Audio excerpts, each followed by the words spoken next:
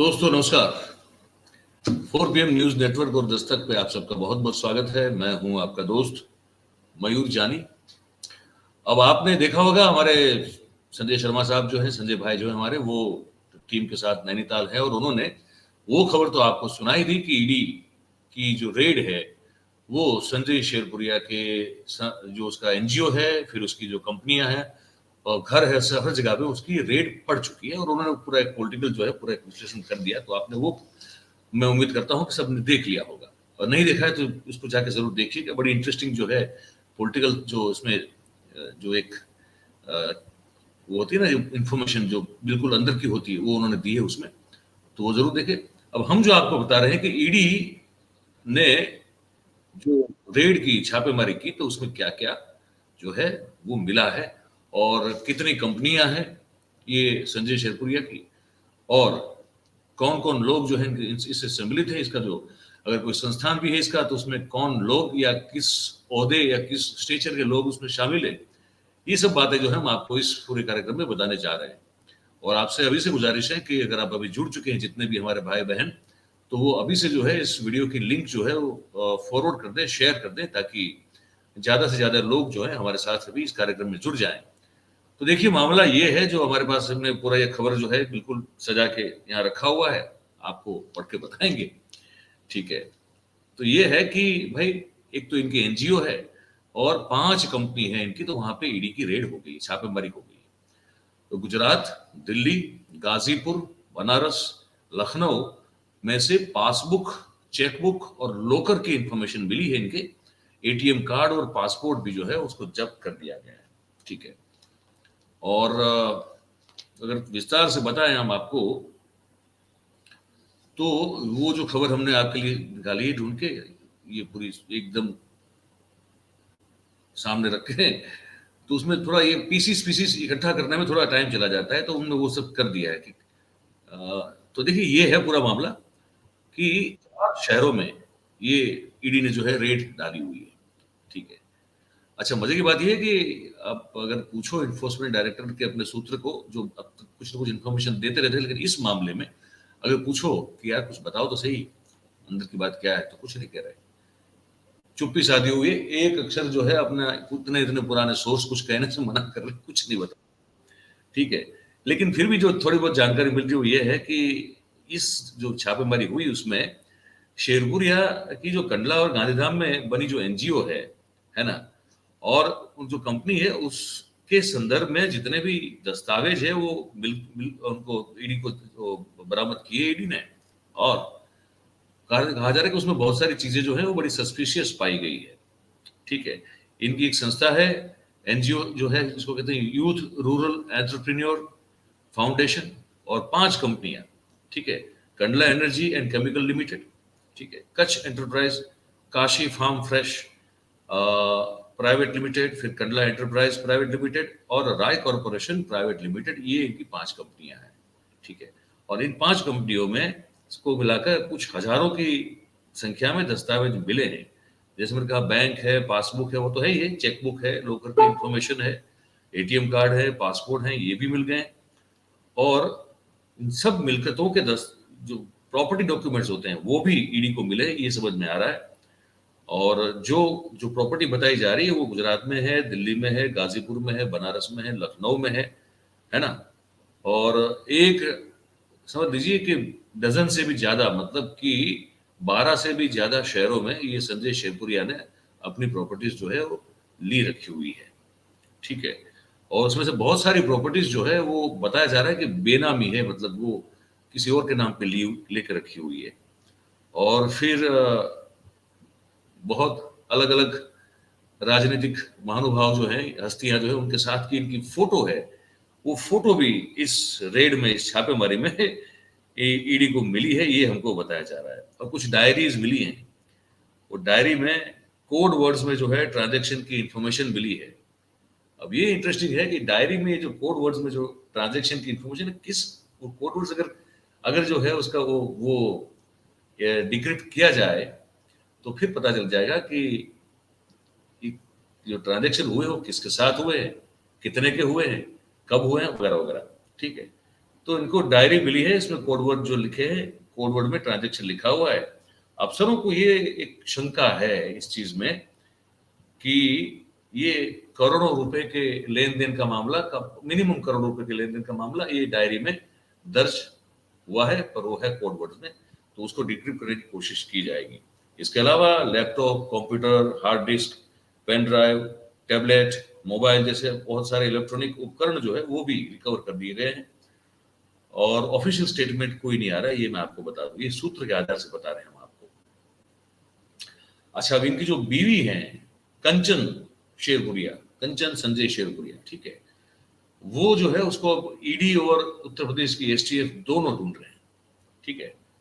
तो वो मूलतः कच्छ की है, वो अब मैं आपको पहले कार्यक्रम बता चुका हूं, और वो उनकी सभी कंपनियों में महत्वपूर्ण ओहदे पर रही है, मतलब डायरेक्टर तो रही ही रही है हर कंपनी में।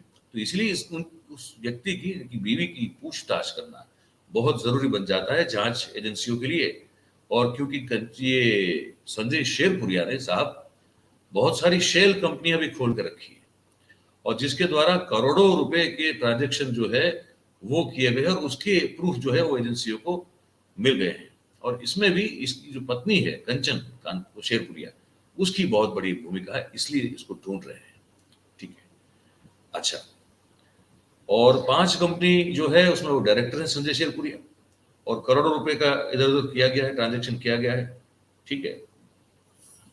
और दूसरी बात यह है कि 24 ऐसी कंपनियां हैं जिसकी बैंक डिटेल मिली है ईडी को इस रेड में।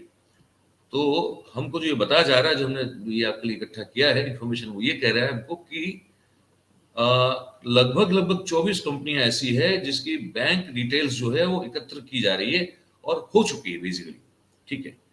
कोई कंपनी में 1 करोड़, कोई कंपनी में 50 लाख, तो कोई कंपनी में 2 करोड़, ऐसी रकम जो है पाई गई है, और इन तमाम अकाउंट्स को फ्रीज कर दिया गया है। और डजन से भी ज्यादा कंपनियां जो है ऐसी है कि जिसकी अभी इंफॉर्मेशन और डिटेल जो है वो पाना अभी बाकी है जांच एजेंसी के लिए, ठीक है। तो एजेंसीज जो है उन्होंने संबंधित विभागों से इन सब सारी कंपनीज जो है इनकी इंफॉर्मेशन मांगी हुई है। अब इसमें आगे और खुलासा हो सकता है। अच्छा, अब एक चीज और बता दें आपको, ये भी तो ये रह जाता, क्योंकि ये इसमें हमने नोट नहीं किया था, कहीं और लिख के रखा था, लेकिन उनको याद आ गया। गुजरात के एक बहुत सीनियर, अब तो रिटायर्ड हो चुके हैं सरकारी सेवा से, लेकिन बहुत सीनियर रिटायर्ड हो चुके ऐसे आईएएस अफसर हुआ करते जो उत्तर प्रदेश से थे। और बता ये जा रहा है कि संजय शेरपुरिया का कद जो भी इतना बड़ा आपने होता हुआ देखा, या इतना इतना सुन रहे हम लोग, वो बढ़ाने में ये आईएएस अफसर जो है उनकी बहुत बड़ी भूमिका रही है। उन्होंने हर जगह इसको प्रमोट किया, हर जगह इसको जो है इसकी तारीफ भी जरूरत पड़े तो की, कहीं जरूरत पड़े तो रिकमेंड कर दिया, ये सब कर दिया। वो एक आईएएस अफसर है, अब वो राजनीति में संलग्न है, मैं इतना कह सकता हूँ।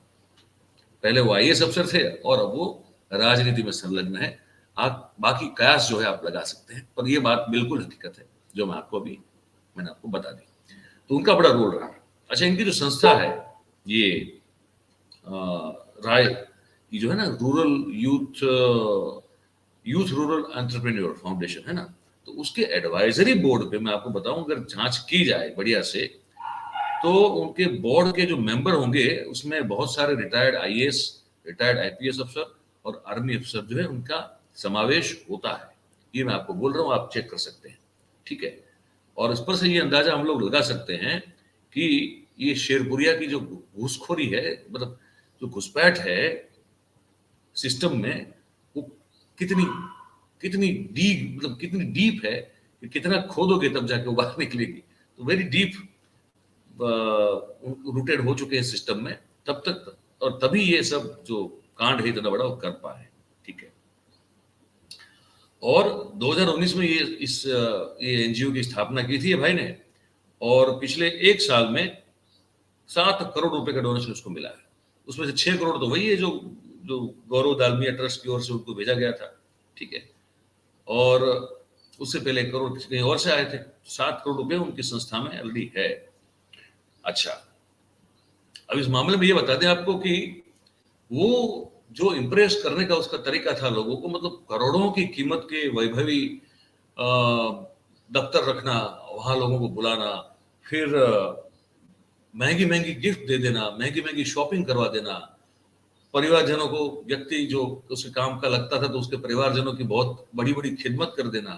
जैसे मैंने पहले वाले एपिसोड में कहा था कि चार्टर फ्लाइट से जो है उनको घुमाना, ये सब ये भाई जो है करता रहता है। ठीक है, तो ऐसे बहुत सारा जो है इनको बकरा बनाया हुआ है इन्होंने। और उत्तर प्रदेश कोर्ट ने, आप सब जानते होंगे इस बात को, तो कि और 6 दिन का रिमांड जो है ये संजय शेरपुरिया का वो दे दिया है। तो अब 6 दिन में और खातिरदारी होगी इनकी, और खातिरदारी जब होगी तो पता नहीं क्या क्या बताएंगे। ठीक है, अब वो मैंने आपको बता दी 5 कंपनियां बनाई उसने, फिर से एक बार नाम बना लो, साल दर साल कैसे बनी कंपनी, वो आपको मैं वो क्रम भी आपको दिखा दूं। सबसे पहले उसने 2005 में जो पहली कंपनी बनाई, उस कंपनी का नाम Kandla energy and chemical limited, जो 7 मार्च 2005 के दिन रजिस्टर्ड हुई थी। उसमें 2 डायरेक्टर थे, संजय राय शेरपुरिया और ये इनकी पत्नी कंचन संजय प्रकाश राय। ठीक है, और इस कंपनी के द्वारा केमिकल्स और केमिकल उत्पादन जो है वो बनाए जाते थे, वो जो प्रोडक्ट होते थे उसको बना के फिर बेचा जाता था। फिर दूसरी कंपनी इसने बनाई 2009 में, कच्छ एंटरप्राइज प्राइवेट लिमिटेड नाम की कंपनी बनाई। ठीक है,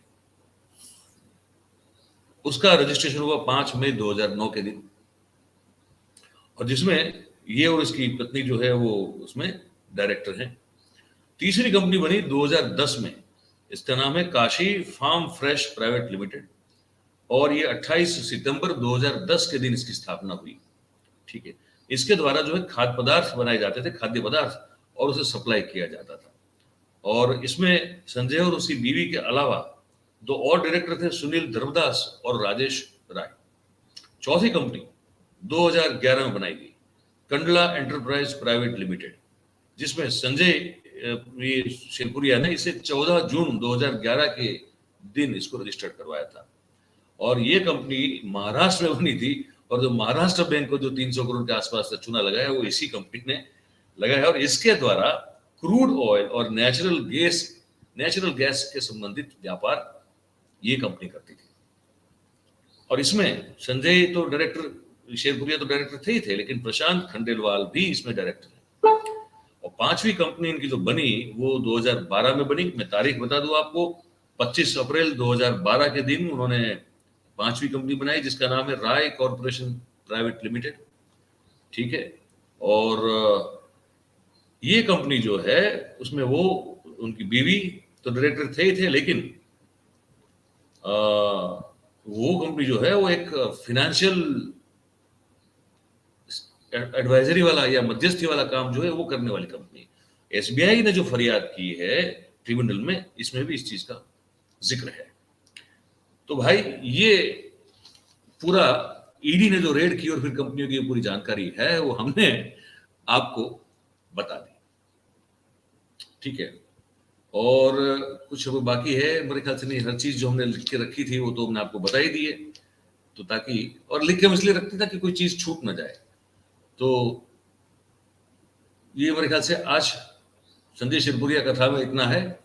ठीक है, पर ये केस जो है ये भी बड़ा लंबा और काफी जो है वो काफी रोचक होने वाला है, मैं बता दूं आपको, क्योंकि पॉलिटिकल पॉइंट ऑफ व्यू से संजय शर्मा साहब ने, हमारे संजय भाई ने तो बहुत सारी चीजें आपको सुबह सुबह क्लियर कर दी है।